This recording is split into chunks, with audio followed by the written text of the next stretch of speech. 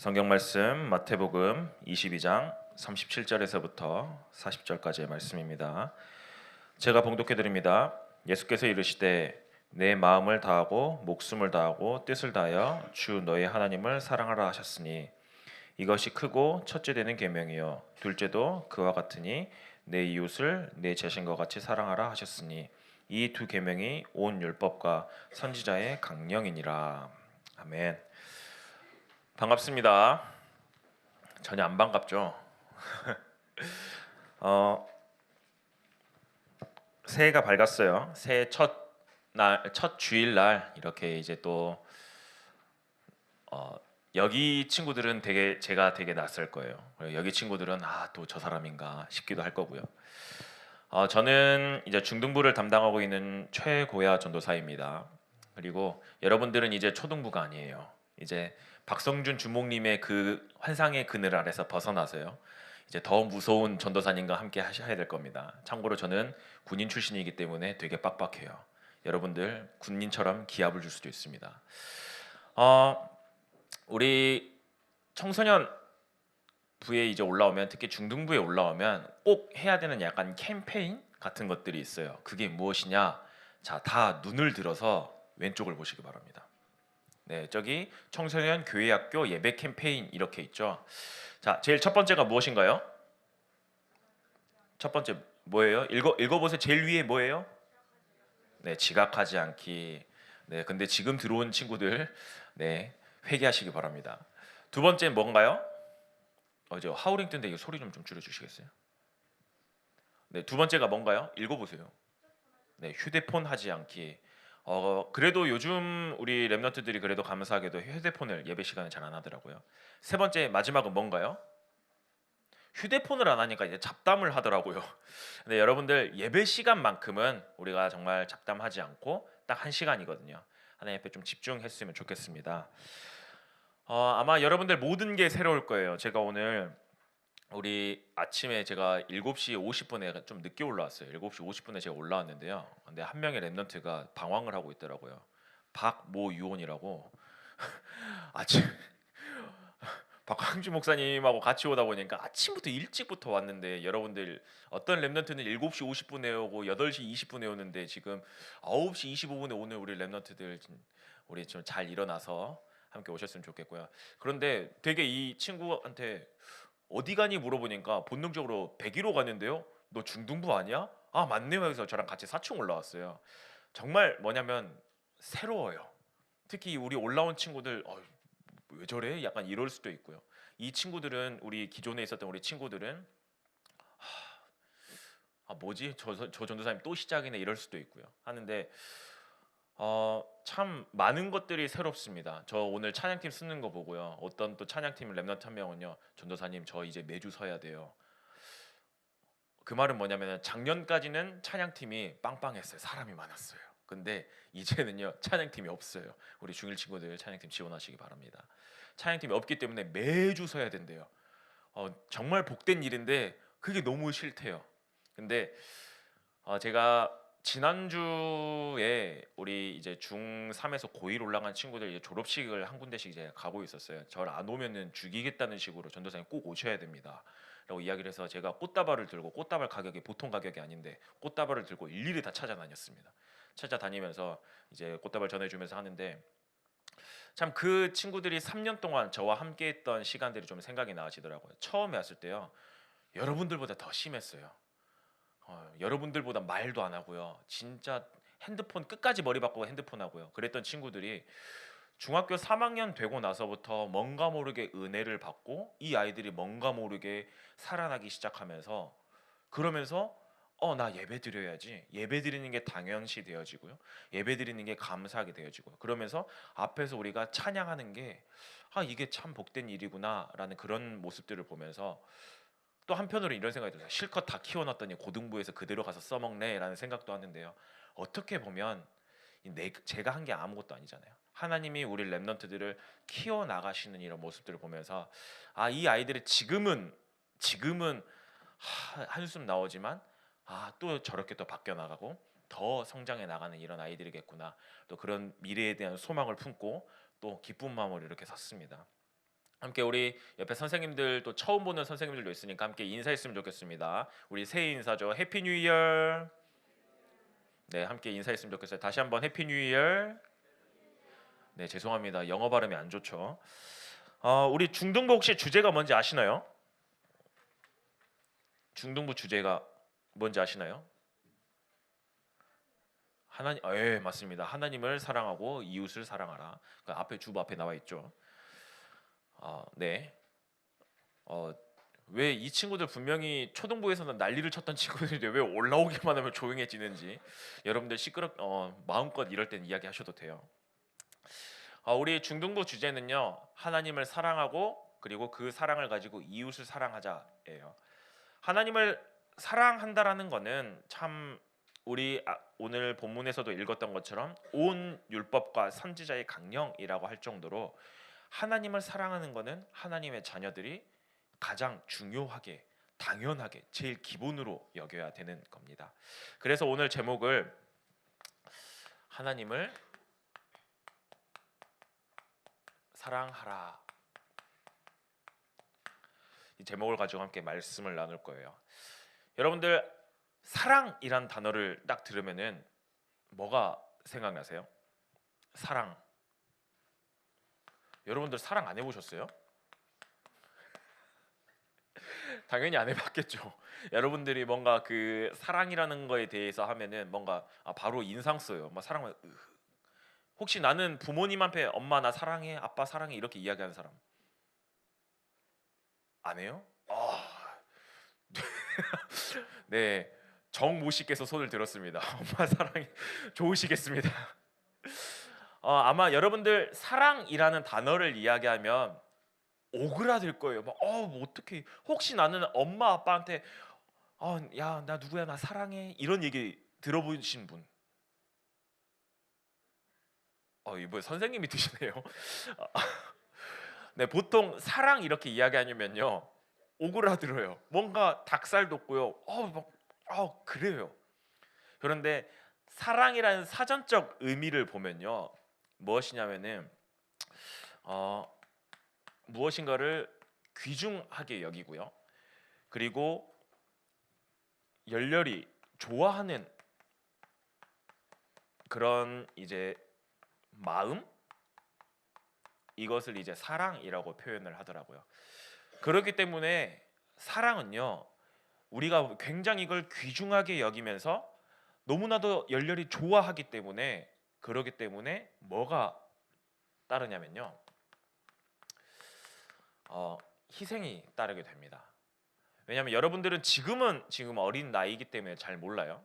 여러분들이 어린 나이이기 때문에 잘 모르는데, 여러분들이 나이가 성장해 가면 갈수록 이제 특히 이제 결혼을 해보고 이제 결혼하기 전에 연애를 하고 결혼을 하고 이러면은 이런 게 사랑이구나라는 것들을 배우게 되어져요. 부모의 사랑이 이런 것들이구나. 그렇기 때문에 지금은 잘 모를 수 있지만 성장해 가면 배우는 게 사랑인데요. 이 사랑 안에는 희생이 감춰져 있습니다. 무작정 내가 사랑하기 때문에 무작정 내가 받아 이게 아니라 사랑하기 때문에요 너무나도 귀중하게 여기기 때문에 때로는 양보도 하고요. 그리고 때로는 기다릴 줄도 알고요.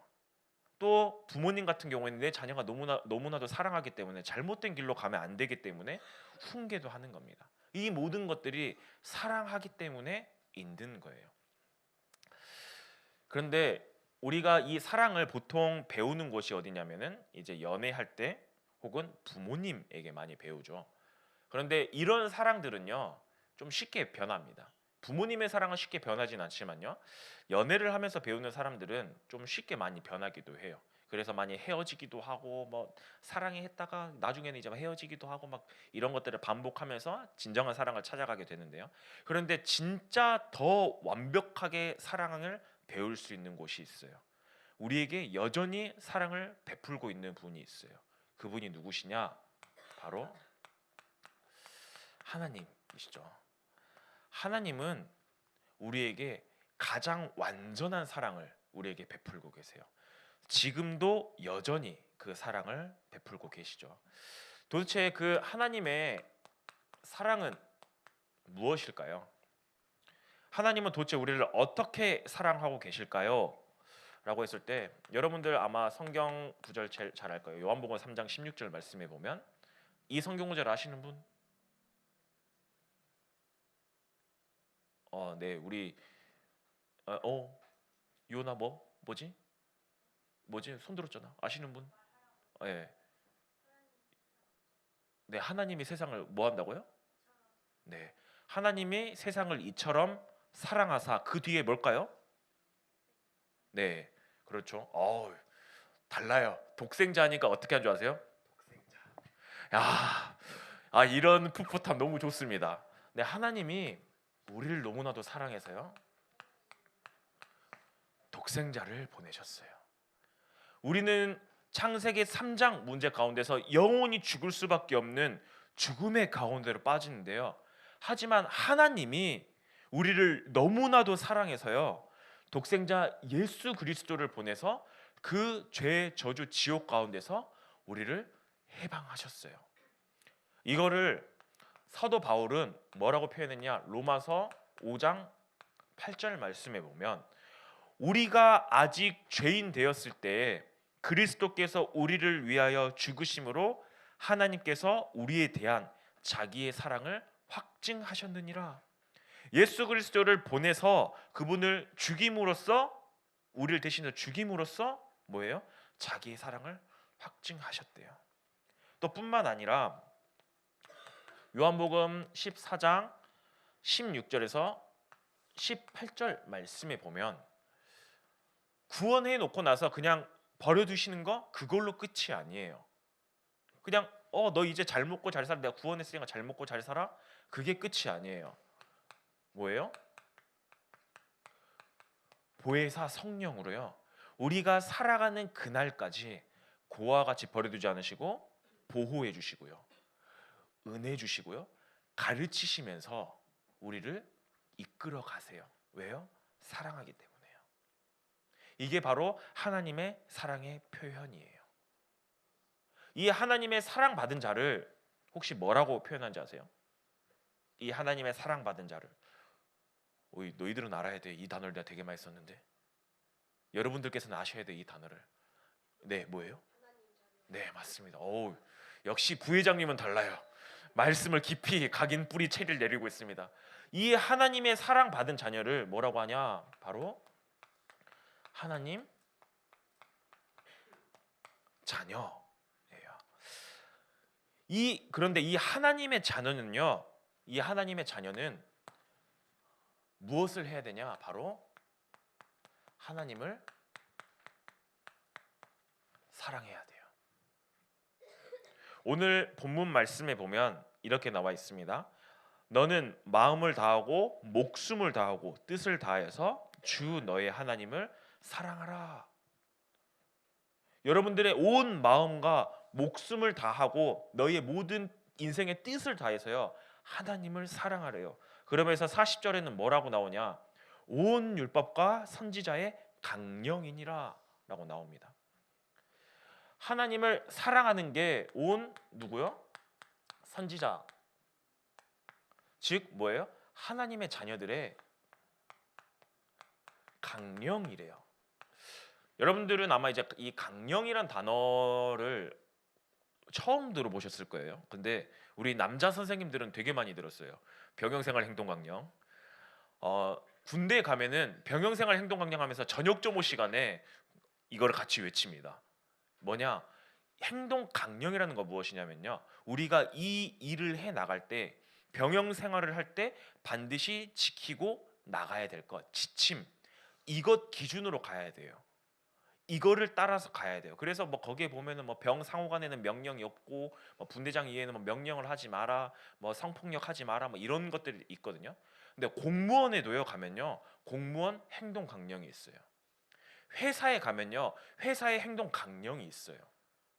모든 게 그 강령을 기준으로 시작해서요 이 안에서 벗어나지 않아요.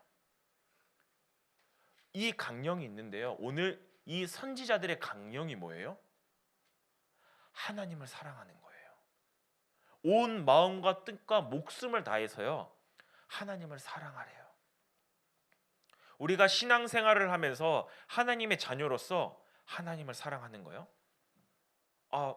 이게 하나님의 자녀의 강령이라는 거예요. 그렇기 때문에 여러분들은 하나님을 사랑해야 돼요. 늘 하나님께 사랑 고백해야 돼요. 그래서 이 하나님을 사랑하는 이 최고의 표현이 무엇일까요? 이 최고의 표현이 무엇일까요? 지난주에도 우리 중등부에서 이 말씀을 나눴어요. 하나님을 경외하는 것에 있어서 최고의 표현이 무엇이냐? 뭘까요? 그래. 뭔가 입이 벌려지는데 뭘까요? 기침만 하시네요. 바로요.